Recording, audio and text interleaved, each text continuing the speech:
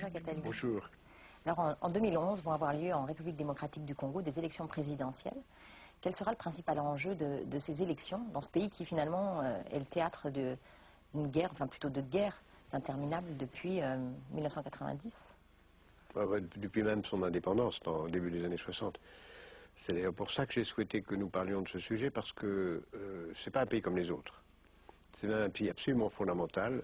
On dit souvent dans cette émission que l'Afrique a un avenir très prometteur, mais en fait, l'avenir de l'Afrique dépend pratiquement entièrement de l'avenir du Congo. Si le Congo s'effondre, si le Congo reste ce non-pays, ce vide, comme disent certains, au milieu de la carte, ce trou noir au milieu de l'Afrique, l'Afrique ne pourra pas se développer, parce que le développement de l'Afrique du Nord et le développement de l'Afrique du Sud ne pourront pas se joindre par le milieu. Et il faut donc tant le Nigeria que le Congo se développent pour que toute l'Afrique puisse se développer. Donc c'est absolument central. D'autre part, c'est un pays qui a en effet tout pour se développer, et qui a un enjeu considérable. Tout pour se développer, parce que c'est un pays de cocagne en termes agricoles, un pays de cocagne en termes miniers. On trouve tout. Le cobalt, l'uranium, le pétrole, le cuivre, le zinc, mais aussi des métaux extrêmement rares, extrêmement précieux. Par exemple, le coltan, qui est un minerai très particulier sur lequel on ne peut pas faire de téléphone mobile, existe dans très peu de pays du monde, et en particulier dans celui-là, et donc c'est un pays extraordinairement recherché pour cela. Les diamants, naturellement, sont très connus, en particulier dans l'est du pays. Donc c'est un pays qui a un potentiel de développement gigantesque. C'est un pays qui a une population élevée, 65 millions, 65, 70 millions d'habitants, et tout pourrait concourir à ce que ce soit un pays heureux et riche. En réalité, c'est un non-pays, c'est un désastre, c'est même un très grand symbole de ce que peut devenir le monde. Il n'y a pas d'État, ou très peu, il n'y a pas d'armée, ou très peu, il n'y a pas de justice, ou très peu, il n'y a pas de police, ou très peu, il n'y a pas de système de propriété, il n'y a pas de règles, au point que, à l'heure où nous parlons, avant les élections dont nous allons parler, c'est un pays qui a un niveau de vie par habitant de 150 $ par tête, c'est-à-dire moins d'un demi-dollar par jour. C'est un pays où 80% des habitants gagnent moins de 2 $ par jour, les pays les plus pauvres de la planète, alors que c'est un des plus riches. C'est un pays où la natalité reste gigantesque, puisqu'on est encore à 6 enfants par femme, avec un taux de croissance de la natalité de la population de 3% par an, malgré une mortalité infantile extrêmement faible. Et c'est un pays hallucinant, puisque à peu près la moitié de la population a moins de 14 ans, pour une espérance de vie qui n'atteint pas 55 ans. Alors est-ce qu'à l'avenir il faudra compter sur cette jeune génération pour amener le pays à devenir ce qu'avait promis Kabila quand il a été élu en 2006, à devenir la locomotive de l'Afrique centrale et des Grands Lacs?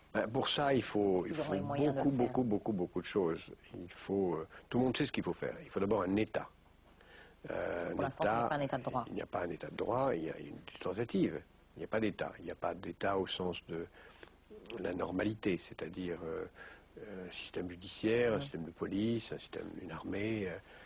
Il y a tout ça, mais elles sont tout à fait instables et pas du tout en situation d'avoir le pouvoir sur des guerres civiles innombrables qui continuent, en particulier à l'est du pays, comme les derniers ondes de choc d'après la tragédie du Rwanda, où les Hutus et les Tutsis ont continué à s'entre-massacrer. En fait, les Hutus, après avoir massacré les Tutsis, sont venus se réfugier au Zaïre, où ils ont été à nouveau massacrés. Pourchassés et massacrés par des milices zaïroises. Par des milices zaïroises, mais aussi entretenus et aidés par les vainqueurs nouveaux du régime de M. Kagame au Rwanda. Donc il y a tout est en place pour que la guerre civile, qui a fait déjà entre 4 et 5 millions de morts, continue, et que les massacres, qui ne sont pas seulement des massacres militaires, mais qui surtout s'accompagnent de massacres de femmes, de viols, de massacres d'enfants,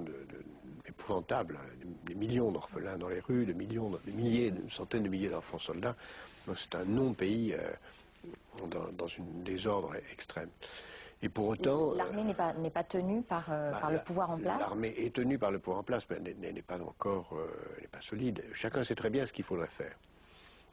Les Coréens ont fait un plan, les Chinois ont fait un plan, les Européens ont fait un plan, mais en réalité... Qu'est-ce qui se passe? C'est Joseph Kabila qui avait mis en place un programme de reconstruction qui ne conduit pas vers... il le conduit, mais c'est un pays dont l'héritage de la colonisation belge a été épouvantable. N'a rien laissé, absolument rien. Aucune école, aucune administration. Ce pays a été pillé d'abord par le roi des Belges à titre personnel, puis par les Belges à titre collectif, puis par les successeurs des Belges de toute nature dans les provinces riches en minières. Donc c'est un pays qui n'a rien, aucune infrastructure. Il n'y a pas de route, il n'y a pas de chemin de fer, il n'y a pas d'école, même si une grande partie de la population est scolarisée, enfin, sait lire et écrire. Il n'y a pas d'hôpitaux, d'où la mortalité infantile extrêmement élevée. Il faudrait déjà tout ça. Et en même temps... Qui se rapprochera du Congo pour financer ces infrastructures? Si le Congo n'a pas les moyens de le faire. Le Congo n'a pas aurait les moyens s'il n'y avait pas de telles pertes en ligne dans le régime minier. Mais en plus, le Congo paye le prix très lourd du régime précédent, puisque le malheur a voulu qu'après la colonisation belge, il y a eu un dictateur pillant tout qui s'appelait Mobutu pendant très longtemps et qui a laissé en mourant le pays avec des dettes qu'on continue à réclamer au nouveau pays qui a changé de nom, puisqu'il a repris le nom de Congo. Nom du fleuve qui partage deux Congos, puisqu'il y a un Congo-Brazzaville et un Congo-Kinshasa. Et donc l'Occident lui-même est un peu coincé par l'exigence de la Banque mondiale et du Fonds monétaire de rembourser les dettes de l'ancien régime. Donc ce qu'on appelle le consensus de Washington, c'est-à-dire les exigences des institutions internationales, sont très lourdes et interdisent aux pays de repartir sur des bases nouvelles. Alors est en train d'apparaître, et c'est très intéressant, à côté du consensus de Washington, ce qu'on appelle maintenant le consensus de Pékin, c'est-à-dire le fait que les Chinois, eux, qui ont beaucoup d'argent, n'imposent absolument pas les mêmes contraintes de remise en ordre des finances publiques aux pays qu'ils aident. Ils imposent tout simplement de pouvoir bénéficier. Alors on pourrait dire bénéficier, on pourrait utiliser, diraient certains, d'autres diraient piller. Je pense qu'il faut dire utiliser les ressources ou acheter à des prix. En échange de financement d'infrastructures qui aujourd'hui ont été, semble-t-il, lancés dans des accords assez confidentiels entre les Chinois et les Congolais, qui sont des grands projets d'infrastructures tout à fait nécessaires, en particulier de chemin de fer. Construits par les Chinois, construits par les Congolais avec les financements chinois. Construit essentiellement par des entreprises chinoises, sans doute aussi d'ailleurs avec du personnel chinois qui viendra sur place, construire des chemins de fer, construire des hôpitaux, construire des écoles, construire des routes, tout ce qui est évidemment vital pour que ce pays puisse utiliser de façon décente ses matières premières. Car évidemment l'avenir du Zaïre passe par une modernisation de l'agriculture, par une intégration du système informel. On pense que 80% de l'économie congolaise est une économie informelle, 80%. C'est dire combien les chiffres ne valent rien dire. On est dans l'économie de troc, on est dans l'économie illégale, on est dans l'économie criminelle. C'est aussi un pays qui est un très grand producteur de cannabis pour la consommation intérieure, très largement. Donc c'est vraiment un pays qui a de très grandes difficultés, en même temps qu'un pays extraordinairement prometteur comme l'est le Nigeria. Et comme vous savez, quand on regarde l'avenir, je regarde moi très souvent la démographie, nous en avons parlé, 65 millions d'habitants avec une très forte croissance, une population très jeune. Mais il y a un autre secteur que je regarde souvent quand nous faisons nos émissions pour essayer de comprendre l'avenir, c'est la musique.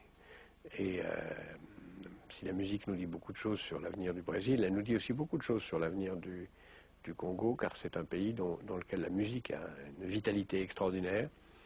Et si on veut comprendre l'avenir de ce pays, il faut voir un film qui est aujourd'hui visible en France, qui s'appelle Demba Belili, qui montre comment des mendiants paraplégiques liés à la maladie de la poliomyélite dans les bas-fonds de Kinshasa sont progressivement devenus des musiciens internationalement connus simplement par leur entraide, leur passion, leur goût de faire. Et ça a dit beaucoup sur l'extraordinaire optimisme de ce peuple, ou de ces peuples. Il y a 700 différentes nationalités, pratiquement autant de langues qui sont parlées dans ce pays, dont le français est la langue nationale, français mêlé avec beaucoup d'autres langues. Et la musique est un des rares éléments qui conduit à être optimiste sur l'avenir du Congo. Là, dans ce cas-là, la musique fait preuve de résilience. Est-ce qu'elle pourrait être utile à tous ces gens qui, en République démocratique du Congo, sont victimes des violences liées à la guerre, mais également qui sont victimes de la maladie, puisque le sida touche pratiquement 4% de la population, ce qui est énorme. Est-ce qu'il y a des programmes humanitaires qui sont pris en charge par la communauté internationale? Il y a des programmes très importants. Il y a des programmes très importants, car en effet, je parlais tout à l'heure de la mortalité infantile. Il faut ajouter à cause du sida la mortalité des jeunes adultes, qui est considérable et qui donc détruit les rares élites qui peuvent se constituer, qui meurent comme les jeunes instituteurs, les jeunes médecins, les jeunes infirmières. Donc il y a en effet un besoin fondamental d'infrastructures de santé et d'infrastructures de remise en état, en particulier des femmes. Il n'y a pas d'avenir d'un pays sans les femmes. Or les femmes sont les grandes traumatisées de ce pays parce qu'elles sont encore victimes de viols collectifs par des bandes armées qui circulent un peu partout dans le pays. Et donc l'ordre est la condition de la survie. Sinon, ce pays va rester plus encore, et c'est en cela que les élections prochaines sont importantes, un non-pays dans lequel chacun viendra puiser les matières premières dont la planète a besoin. Est-ce qu'ils sauront défendre leur territoire? Est-ce que ça restera une nation unie dans les conditions dont on vient de parler? Ça semble tellement improbable. Pour l'instant, c'est un non-pays, mais il y a une nouvelle jeunesse qui a envie de se structurer. Le pays a failli exploser à plusieurs reprises quand le Katanga a déclaré son indépendance dans les années 60, quand tout ça a explosé en différentes parties. Je pense qu'aujourd'hui, son identité est établie, qu'il va tenir. Le principal enjeu d'avenir ne sera pas d'établir une justice? Oui, je disais ça.